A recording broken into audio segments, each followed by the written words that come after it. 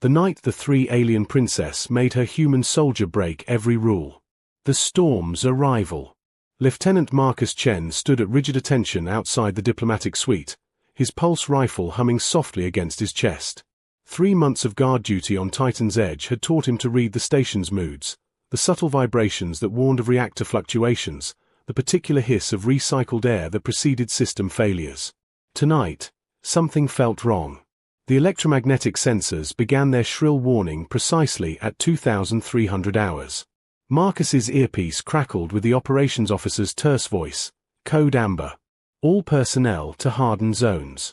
Lieutenant Chen, evacuate the diplomatic package immediately. He knocked sharply on the suite door.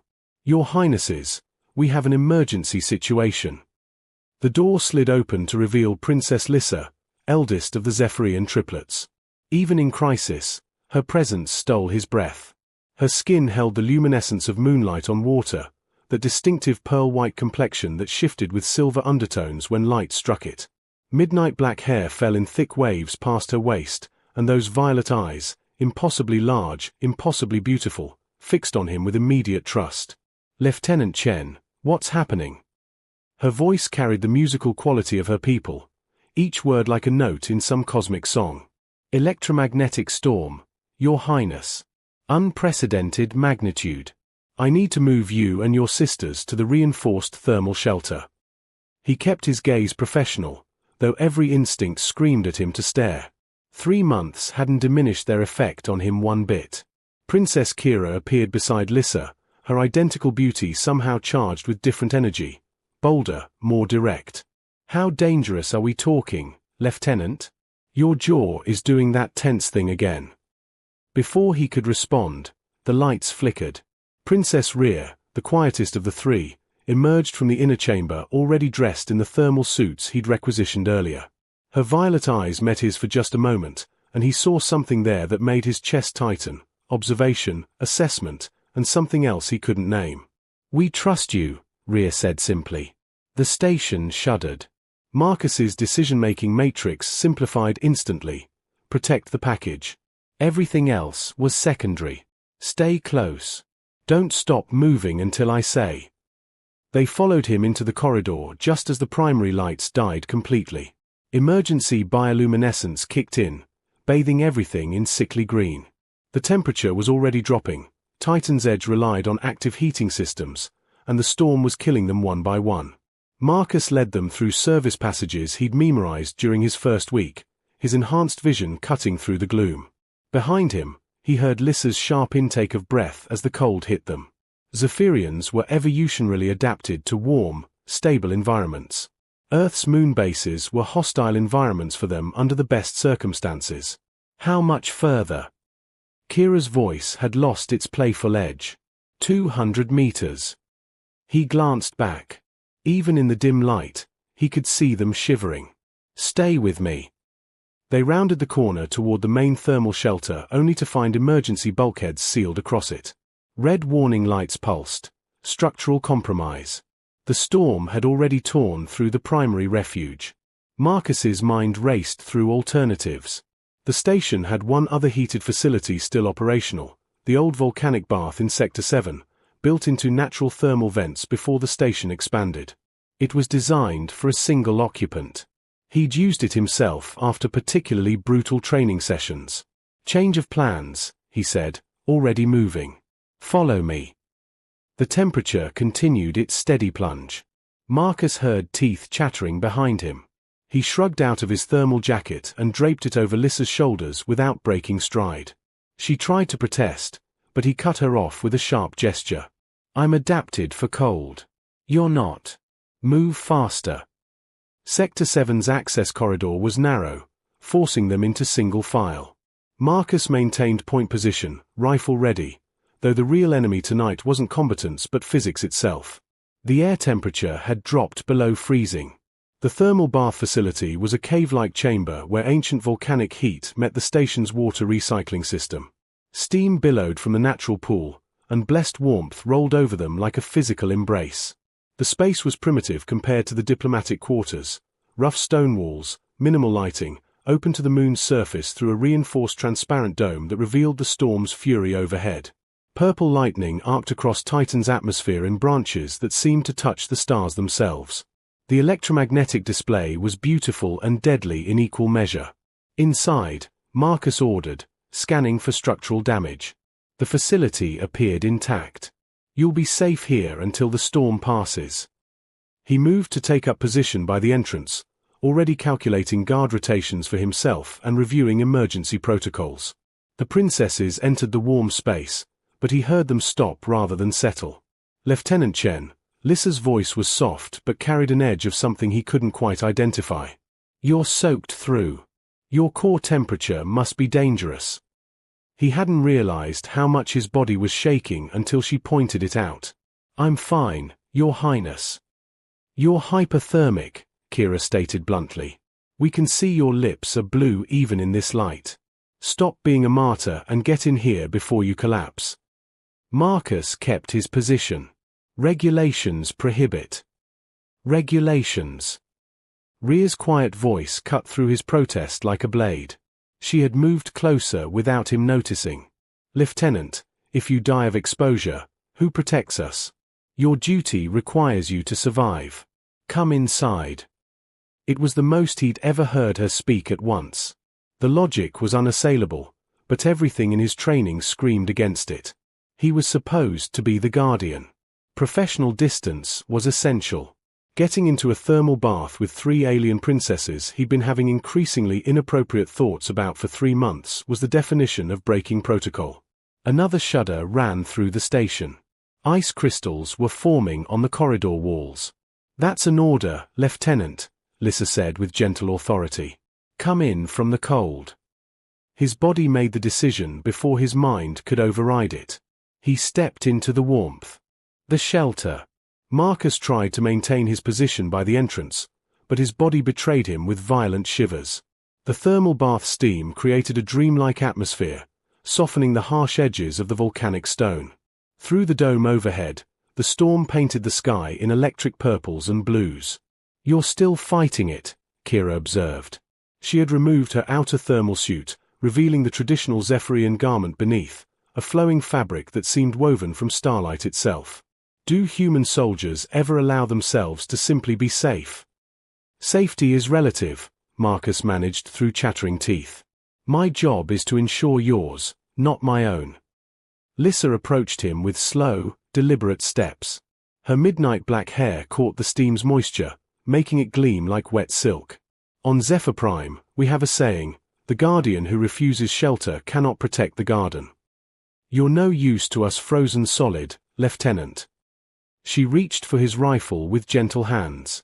He should have stopped her, weapons protocol was absolute, but something in her violet eyes made him release it. She set it carefully within his reach, a compromise that acknowledged both duty and need. "The water's thermal properties are medicinal," Rhea added from where she stood at the pool's edge. She had already removed her boots, her feet testing the water. "Our physicians would prescribe immersion for your condition. This isn't indulgence.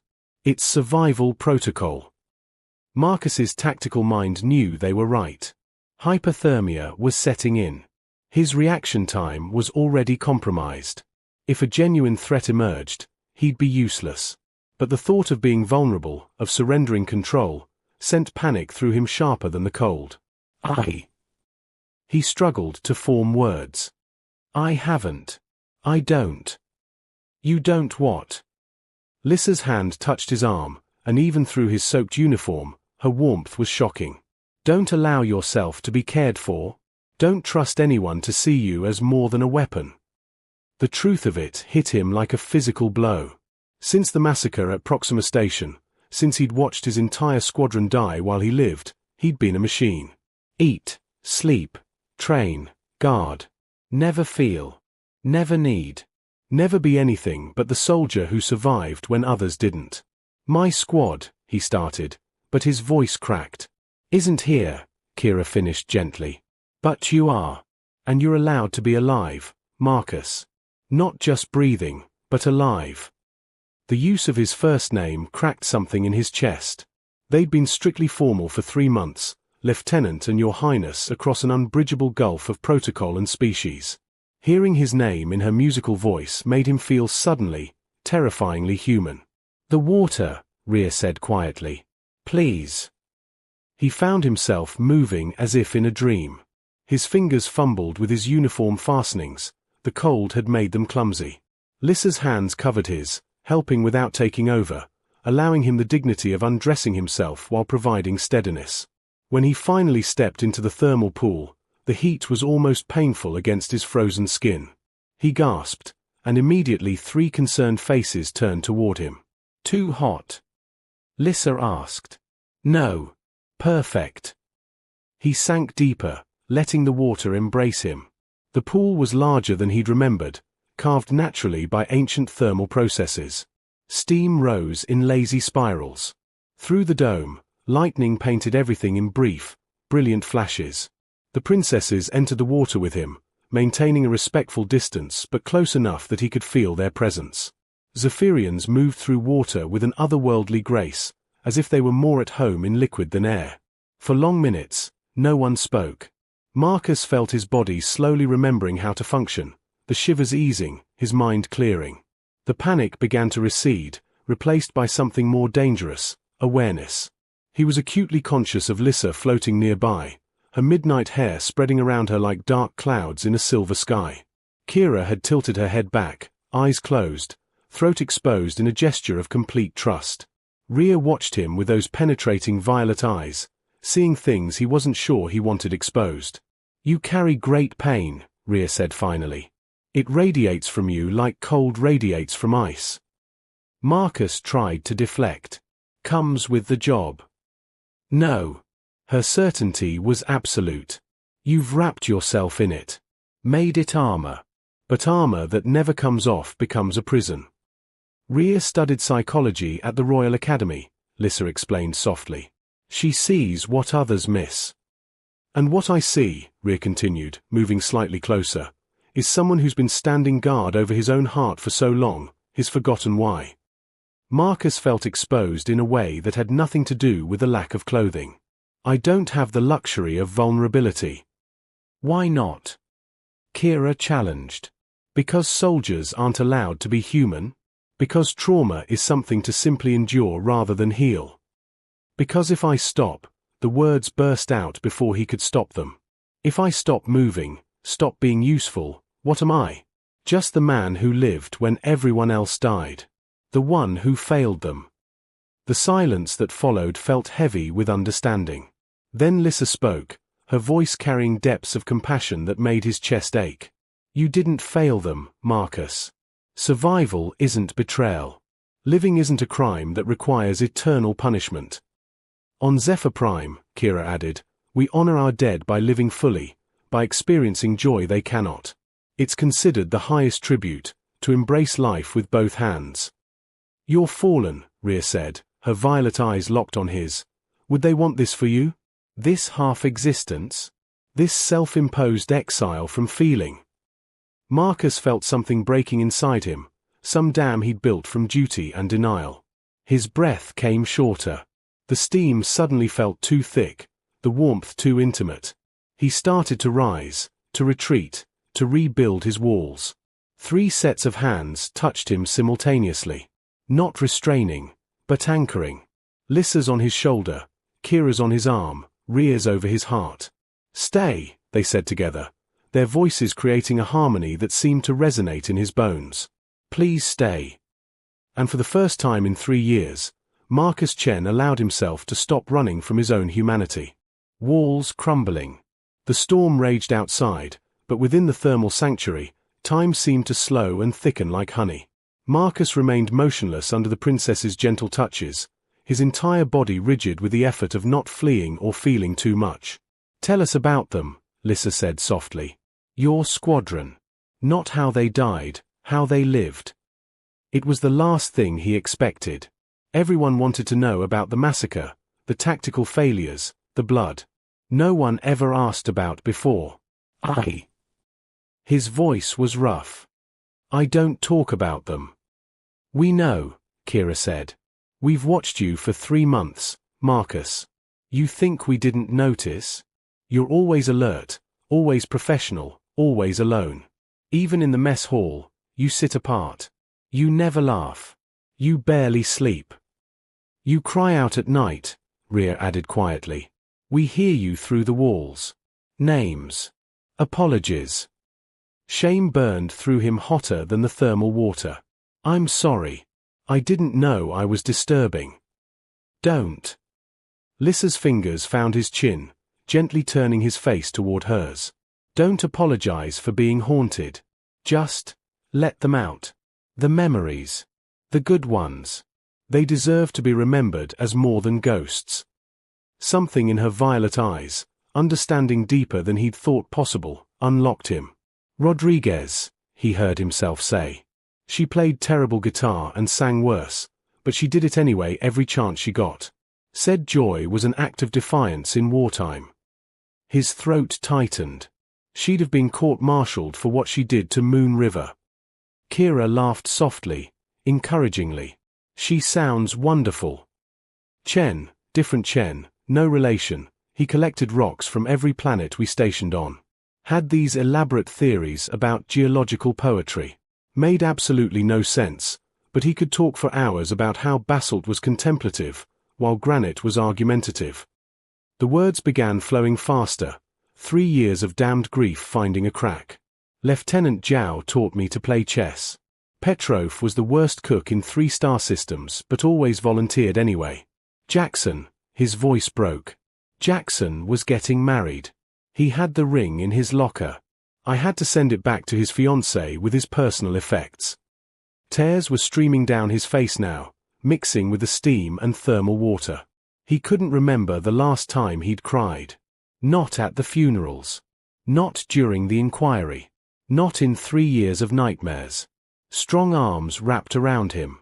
Not just one set, but 3, Lissa, Kira, and Rhea surrounding him in an embrace that felt like it could hold all his broken pieces together. They were real, Lissa whispered against his shoulder. They mattered. And so do you. The one who survived, Kira added, isn't the one who failed. Sometimes the hardest duty is living with the weight.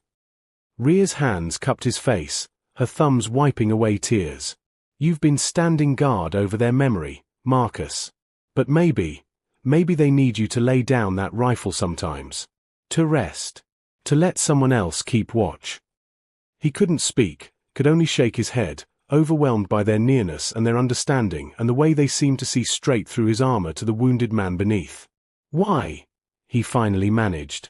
Why do you care? I'm just your guard. Protocol says. Protocol, Kira interrupted with sudden fire in her eyes, is what people hide behind when they're afraid to be real. We've been hiding too, Marcus. In formality, in royal dignity, in all the masks they taught us to wear since birth. You're the first person, Lissa continued, who's ever looked at us and seen beyond our titles or our beauty or our diplomatic value. You see us. 3 women trying to navigate an impossible situation, and you've protected not just our bodies but our dignity, our choices, our right to be more than ornamental. You never stare, Rhea said softly. Do you know how rare that is? How every human we've met looks at us like exotic prizes to be won. But you've been respectful to the point of pain. You see our worth, not just our appearance. Marcus felt his heart hammering against his ribs. I stare, he admitted hoarsely. You just don't catch me. I think you're the most beautiful beings I've ever seen. But I'm not. I can't. Can't what? Lissa's fingers traced the scar on his shoulder, the one from shrapnel at Proxima Station. Can't allow yourself to want? Can't imagine being wanted in return? I'm not someone you should want, he said desperately. I'm broken. Damaged. I wake up screaming. I can't get close to anyone because everyone I get close to dies. I'm a terrible risk. Good thing Zephyrians excel at risk assessment, Kira said with a slight smile. She had moved closer, her pearl-white skin luminous in the steam. And we've made our evaluation, Lieutenant. You're worth it. Worth what? Everything, Rhea answered simply. On our world, there's a concept, Sharkalaith. It means soul recognition.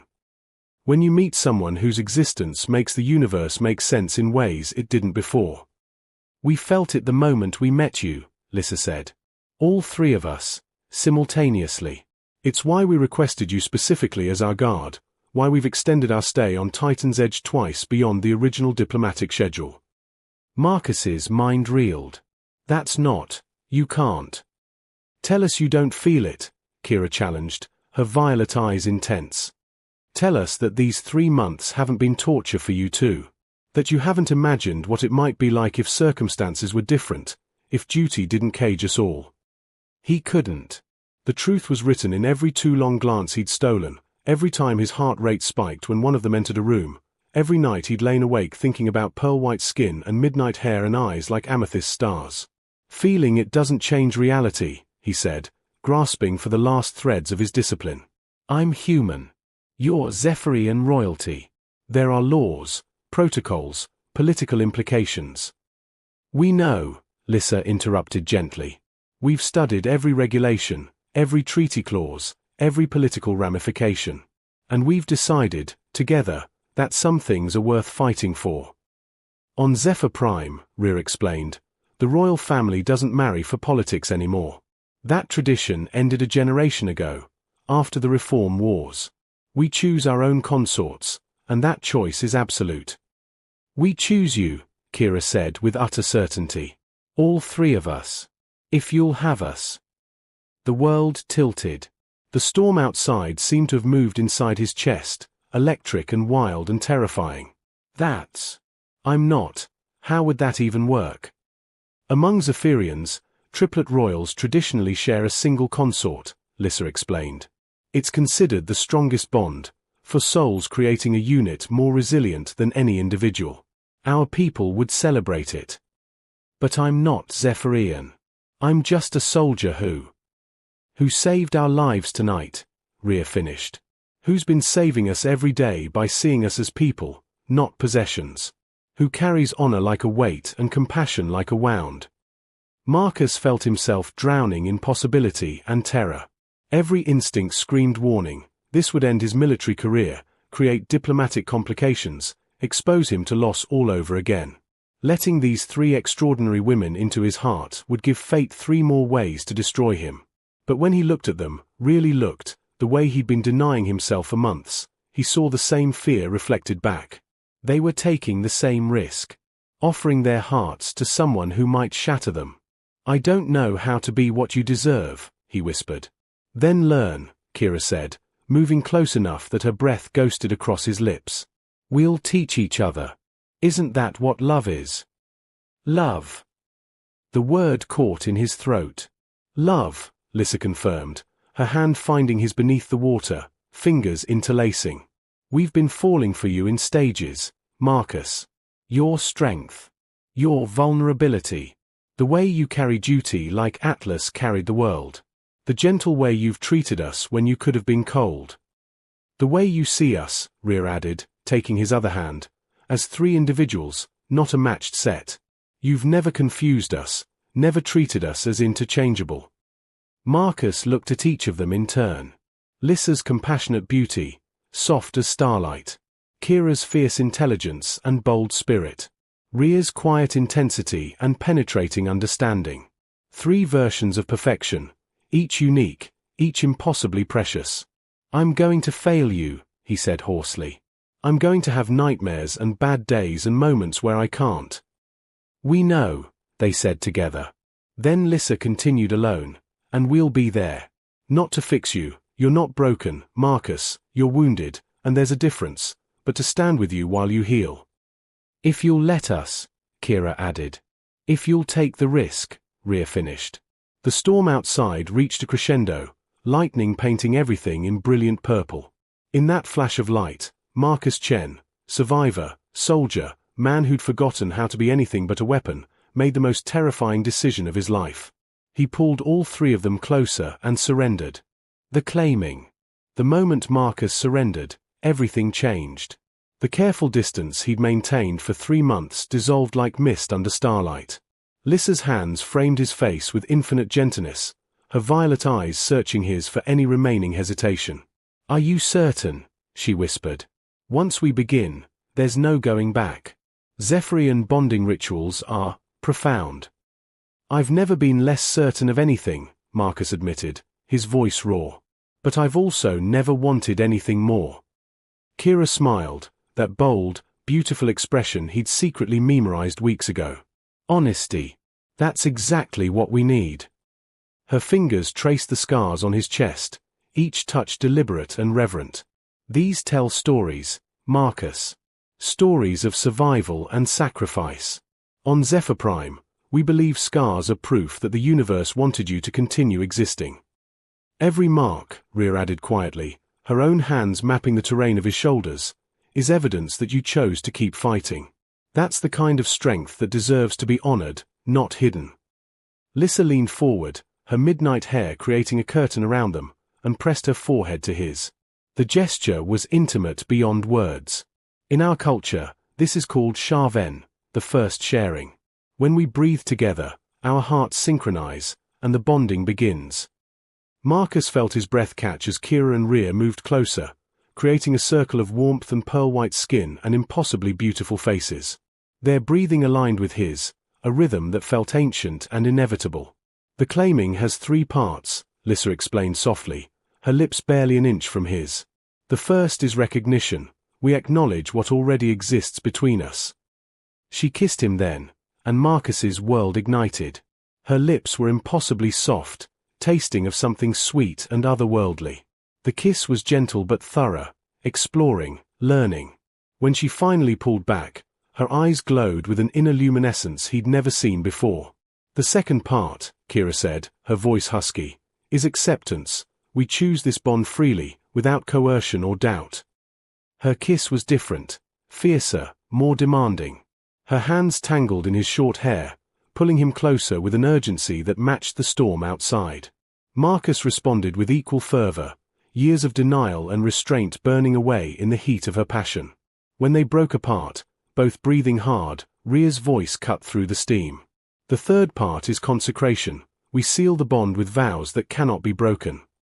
Her kiss was the slowest, the deepest. Where Lissa had been tender and Kira bold, Rhea was intense, pouring everything she was into the connection. Marcus felt something shift inside him, like tectonic plates rearranging to create new continents. When she released him, he was shaking. "Now you," Lissa whispered. "Choose us back, Marcus. Show us this is real for you too." He didn't hesitate. He pulled Lissa to him and kissed her with all the longing he'd suppressed for 3 months, every stolen glance, every moment of wanting he'd forbidden himself. His hands found her waist, feeling the alien perfection of her form, the way her skin seemed to warm under his touch. Then Kira, whose bold smile transformed into something vulnerable and precious when he showed her the depth of his desire. He kissed her like she was oxygen and he'd been drowning, like she was the answer to questions he'd been too afraid to ask. Finally Rhea, whose quiet observation had seen straight through him from the beginning. He kissed her with gratitude and wonder, with the knowledge that being seen, truly seen, was the most intimate gift of all. On Zephyr Prime, Lissa said when they were all breathless and clinging to each other, "When royals claim a consort, they speak the words of eternal binding. Will you hear them?" Marcus nodded, incapable of speech. The 3 princesses spoke in unison, their voices creating harmonies that seemed to resonate in his bones. "By starlight and storm, by breath and blood, we claim you as ours. Your pain becomes our pain. Your joy becomes our joy. Your life becomes woven with ours until the universe grows cold and dark. We are yours, and you are ours, and nothing shall sever this bond." The words felt like they were being written directly onto his soul. Marcus's military training screamed that this was madness, bonding with 3 alien princesses during a diplomatic mission, breaking every regulation in the manual.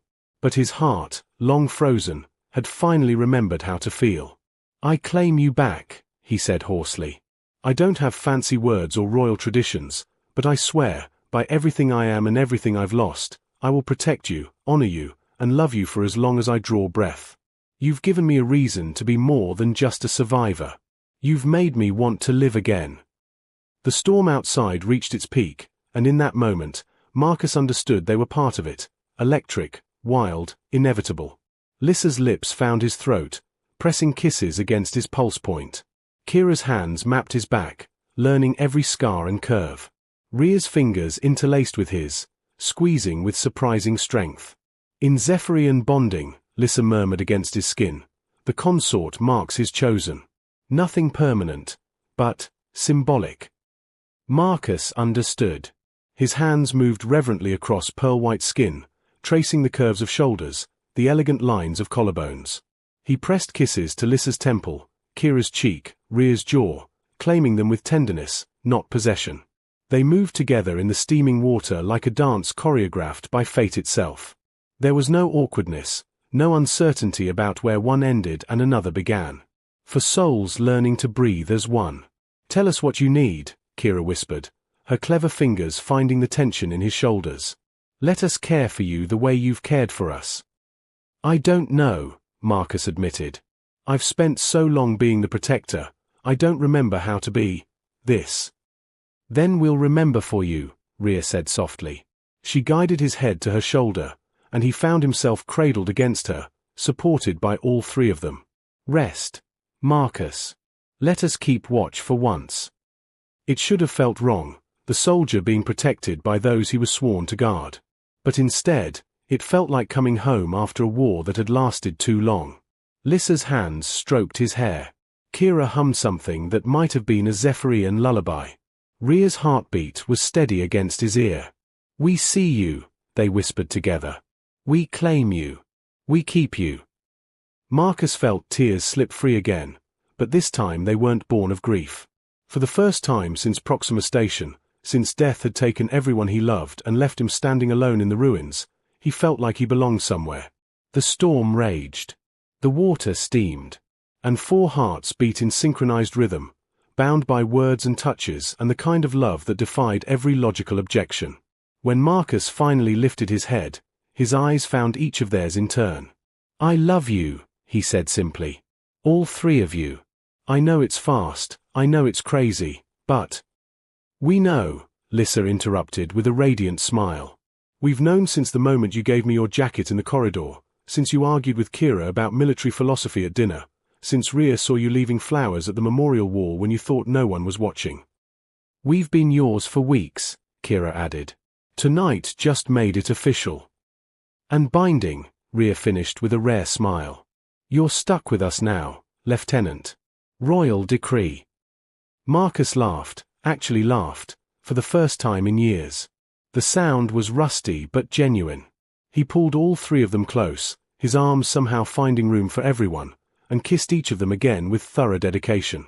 Outside, the electromagnetic storm began its slow retreat, but inside the thermal sanctuary, a different kind of storm was just reaching its full strength, one made of hope and healing and the revolutionary idea that broken things could be loved back into wholeness.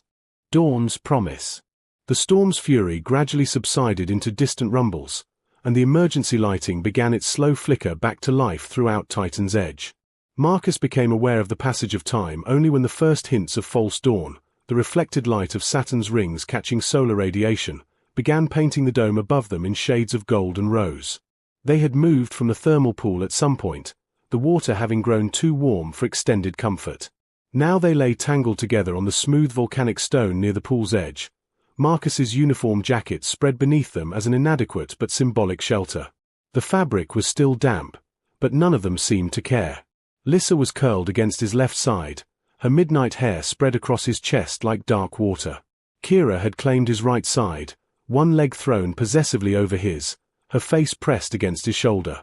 Rhea lay partially across all of them, her head resting on his stomach, her violet eyes watching the dawn's approach through the dome.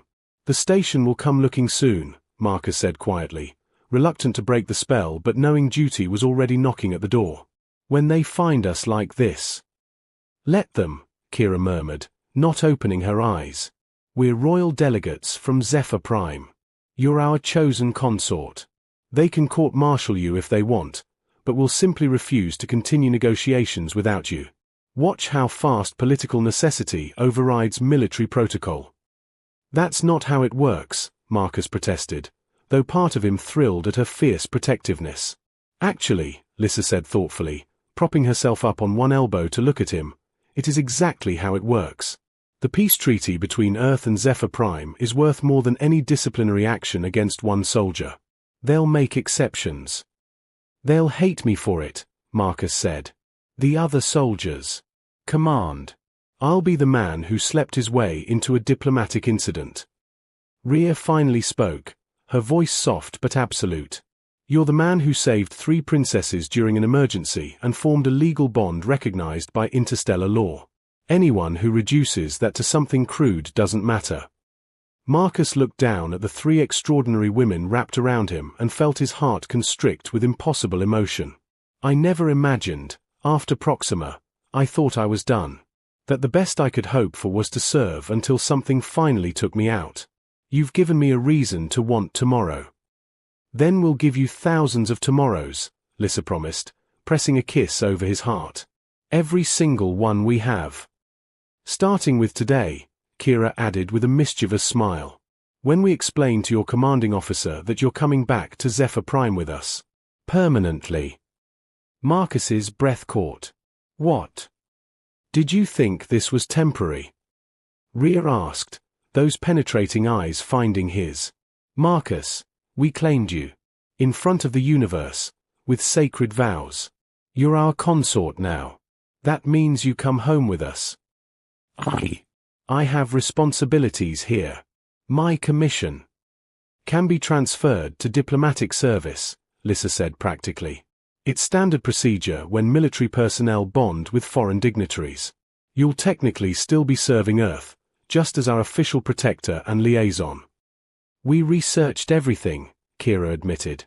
Before tonight, before the storm. We knew what we wanted, and we made sure it was possible. All you have to do is say yes. Marcus felt panic and hope warring in his chest. Leave Earth. Leave the military that had defined him for a decade? Step into a completely unknown future with 3 women he'd met only months ago? But then he remembered the alternative, continuing his half-life, standing guard over his own grief, slowly calcifying into a monument to survivors' guilt. These 3 had offered him something he'd thought lost forever, a reason to heal, to grow, to become more than his trauma. Yes, he said, and felt the rightness of it settle into his bones. If you'll have a broken soldier still figuring out how to be whole. You're not broken, all 3 said simultaneously, then Lissa continued alone. You're healing. And we'll be there for every step. The nightmares, the hard days, the moments when the past tries to pull you under. We're strong enough to weather it, Marcus. Together. The dawn light strengthened, painting them all in gold. Through the dome, Marcus could see the storm's remnants dissipating, revealing Titan's rust-colored landscape and the massive bulk of Saturn hanging in the sky like a benediction. I should probably warn you, he said with a slight smile. I'm terrible at royal protocol. I'll embarrass you at state functions. Good, Kira laughed. We could use someone to shake up the court. Besides, you've already mastered the only protocol that matters, treating us like people instead of possessions. What about your people? Marcus asked, sudden worry clouding his expression. Will they accept a human consort? I'm not exactly prime genetic material compared to Zephyrian standards. Rhea sat up slightly, her expression serious.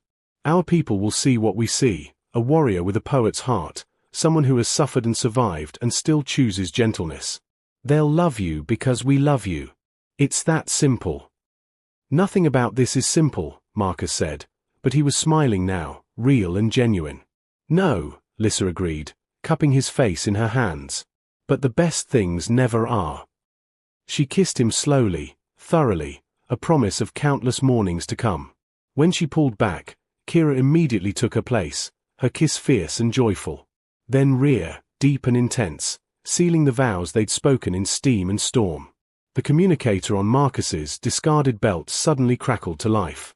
Lieutenant Chen, report status. The storm has passed. All personnel account for diplomatic packages. Reality came flooding back. Marcus reached for the device, but Lissa caught his hand. Together, she said firmly. We do this together. He nodded and activated the comm. Lieutenant Chen reporting. The Zephyrian delegation is safe and secure in Sector 7 thermal facility. No injuries. We're ready for extraction. Copy that, Lieutenant. Transport en route. ETA 10 minutes. 10 minutes until the world came crashing back in. Regulations, consequences, explanations. 10 minutes until they had to defend the choice they'd made to everyone who would judge it impossible or inappropriate or politically inconvenient. Marcus looked at the three women who had claimed his heart and saw the same determination reflected in their eyes. They would face it together. They would weather every storm, political and personal. Because what they'd found in the chaos was worth fighting for. No regrets, he asked quietly. Only that we waited 3 months, Kira said instantly. That we didn't claim you the first day, Lissa added. That the universe made us meet in the middle of a war instead of in peace, Rhea finished. But we'll make our own peace now. Starting today. Marcus pulled them all close one more time, breathing in the scent of them, something like ozone and flowers and home. I don't know what I did to deserve you. You existed, Lissa said simply. You survived when you wanted to give up. You stayed gentle when the world tried to make you hard. You saw us when everyone else saw only diplomatic assets. That's more than enough. They stayed wrapped together until the sound of approaching transport boots echoed through the corridors. Then, with synchronized movement, they helped each other stand, adjusting clothing and attempting to look somewhat presentable. It was futile. Anyone with eyes would know exactly what had happened in the thermal sanctuary. Marcus retrieved his rifle, checking it with automatic precision. Some habits died hard. But when Lissa took his free hand and Kira and Rhea flanked them like an honor guard, he realized he wasn't facing the future alone anymore. The extraction team arrived to find them standing together in the dawn light, for souls bound by vows and choice and the kind of love that rewrote every rule. The team leader's eyes widened, clearly noting the intimate arrangement, the marks of kisses, the way the princesses stood possessively close to their assigned guard. Lieutenant, the team leader said carefully. We'll need to debrief. Later, Lissa interrupted with royal authority. First, we require quarters where we will not be separated from Lieutenant Chen. Arrange it. It wasn't a request. The team leader, clearly outranked and uncertain, nodded. Yes, Your Highness. As they walked through the slowly waking station, Marcus felt eyes following them. Whispers started immediately. By midday, the entire base would know. By evening, it would reach Earth Command. By tomorrow, it would be an interstellar diplomatic situation. But Marcus found he didn't care. For the first time in 3 years, he wasn't walking alone. For the first time since Proxima Station, he was heading toward something instead of running from everything. The 3 women beside him had given him the most precious gift imaginable, a future worth living for. The twin suns of Titan's parent stars rose fully over the horizon, and Marcus Chen, survivor, soldier, beloved, walked into the light with his heart finally, impossibly whole. Lessons from the stars. When duty becomes prison, love is the key that sets us free. Healing requires not strength to stand alone, but courage to be held. The scars we carry are not failures but proof we chose to keep living. True belonging is found not in perfection, but in being seen completely and loved anyway.